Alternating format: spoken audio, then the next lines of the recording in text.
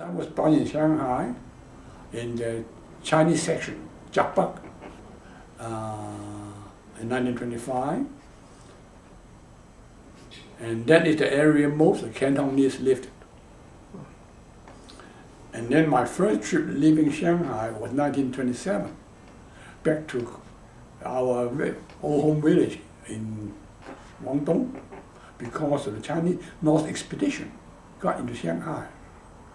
And there was a little bit of turmoil. And that's why my father sent me, my sister, and my mother back home for the short period of time. But during that period, I was told later on, because most of the soldiers from the expedition are from China, from South China, from Guangdong, so they speak Cantonese.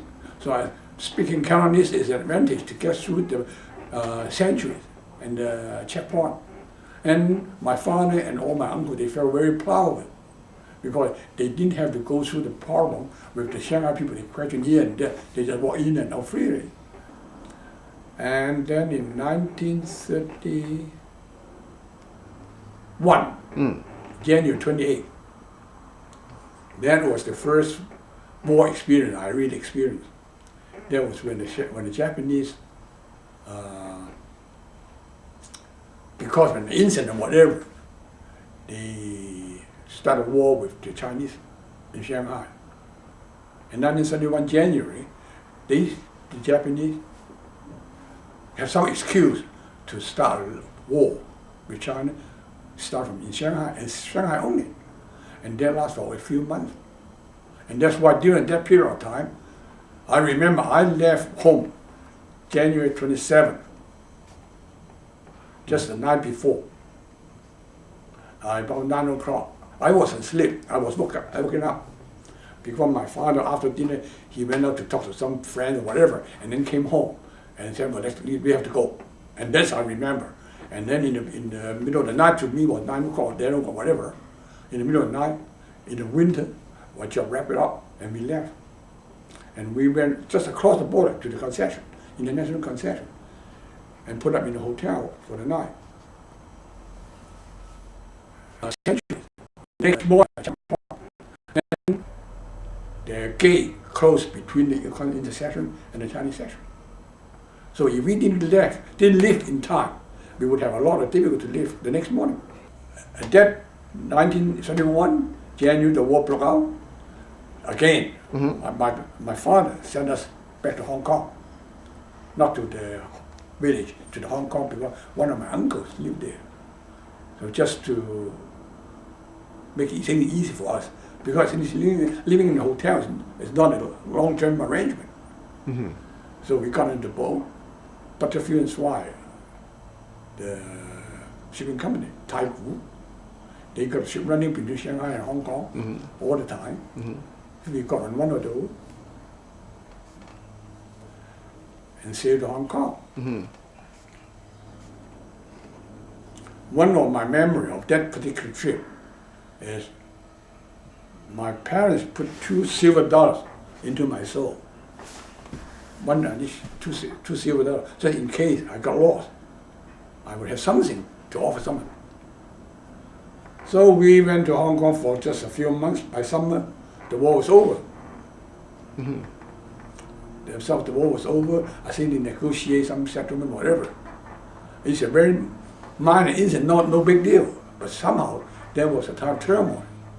And then we went back in the summer, and our school was bombed out, completely ruined, destroyed.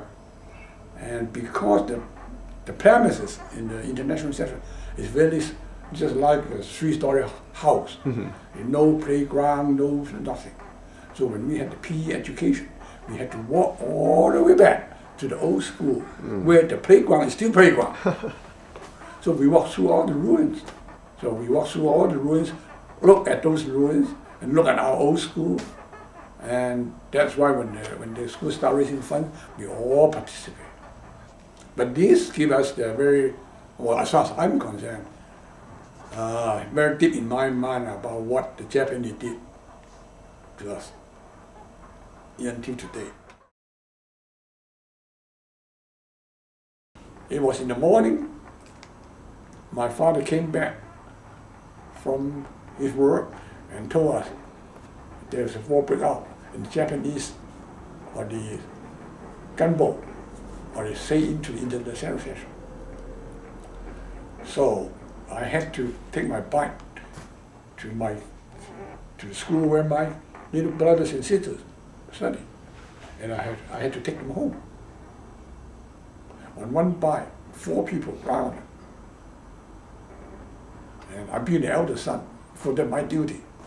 Or my elder sister was in school because I took the afternoon class. That's why I was home in the morning. I took them home. Everything went smoothly. Had their lunch, and I went back to school. And then on the way to school, I saw the Japanese soldier marching into the international center. So I didn't go to school. Finally, I didn't go to school. Instead, I went out to the bunk where there was a Japanese battleship was there. One of the Italian passenger ships sunk because they couldn't get away, but they rather sunk. And I went back there, holy smoke, it's math like anything. But as my experience, I like that kind of challenge. I went to see it. So I didn't go to school that day. But the next morning, everything seemed back normal. Very peaceful. No fighting, no nothing. And St. John's basketball is the best in high school in Shanghai. We beat the major one, 交通大学, Zhongkong. They are supposed to be second to us. But every time when we had a game playing, we can cut school and go to cheerleaders. So every time we have this meeting, even alumni, after the school song, we sing that is the St. John spirit.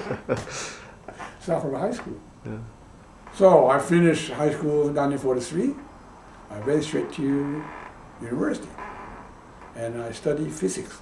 I majored physics, and I couldn't stand the life under the Japanese occupation.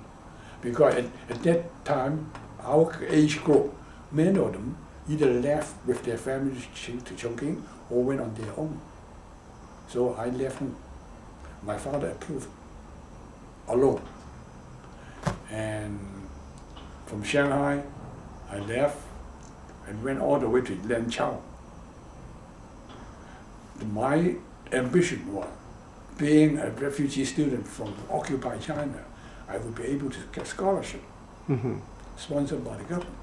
And I wanted to join the Air Force. That's why I left. I left, I took a train from Shanghai to Nanjing, changed to another train to Xuzhou, and then changed another train to Kaifeng. And then that's how fast the train can go. So from Kaifeng, we walked. I don't remember how many days, maybe just about 2 weeks, to walk to the front and stay there for 2-3 days to watch the situation, how to cross. And you had all kinds of rumors. You didn't know what to believe, but we had to believe something. So one morning, we said, okay, that's the day to go. So we walked out from the little village and into more or less like a no man's land. With a guy, of course, there's a guy pulling the car with our luggage. He's the guy. And he said, oh, time to go, then go. And so no man's land for a couple of hours. Then we met some soldiers. We thought that was free China already. We didn't know. They checked our luggage and cleaned out most of it, including my flashlight. They just took it and let it go. And not being able to carry any money through, So we bought cigarette and carried cigarette over. Of course, that's gone until we reach the next station. That was a real China. Then they're in proper uniform. Then the first one was more or less like a bandit. So we had nothing. When we got over to the real Chinese territory, and of course we went through the guard and everything, they can tell right away. So I don't know how the guard managed. He talked to the authority there. Finally, they interviewed us and talked to us. One of the guys checked my hand here. They look at it very carefully. And now I realize why. They know I never played gun. Oh. So I was about 18. Yeah, 18. So that is how later on I realized. So they finally they arranged to give a little help with transportation, riding on the top of the overloaded cargo truck. Really overloaded cargo truck, loaded with cabbage. And then of course they have the ropes. Yeah. Sit on top, hold on the rope. And when you go underneath those cliffs, you have to really bend down carefully. Because the Chinese driver is very skillful, no doubt about that. No doubt, but barely enough. You have to be really, really low down to get through. I applied to join the Air Force. I failed. Colorblind. I didn't know. I thought I was underweight.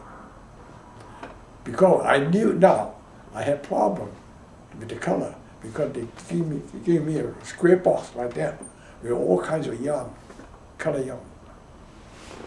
And then they asked me to look at it. I did. I didn't see any pattern or anything. So they smashed up and then they put it back. I failed.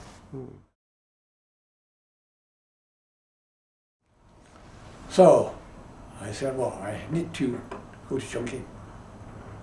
And then if I'm going back to school for refugee student, and then when I go to Chongqing, I tried to get into the university, but I had no document. I didn't carry any paper. I just thought if I declare a refugee student, they would accept face value. They didn't accept that, but they said, you have to show me what your background education, high school radio, whatever. I don't have anything. Now that I like to record it permanently. Finally one day I looked at the paper I read about the Chinese St. John's Alumni Association. I got a phone number and I got the address. So I went to see the president. You know who happened to be? He happened to be the Hangjing Yunjiao, the Minister of Executive Union. Just like the State Secretary. I went to see him.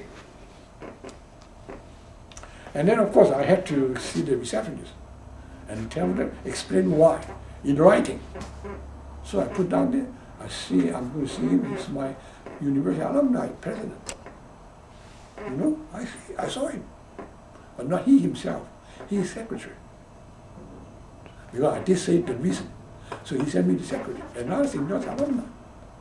And he asked me a couple of questions about the campus and everything. He believed me. He said, okay, you come back 2 days later or whatever, we have a certificate for you. So I had a certificate issued, signed by the president, Yongguan State Secretary. So that went a long way with the education department. And the war was over. And then when the war was over, I was really shocked. Not because the war was over. I don't know what to do. I really don't know what to do. I don't have any relative in Chongqing. I'm all by myself.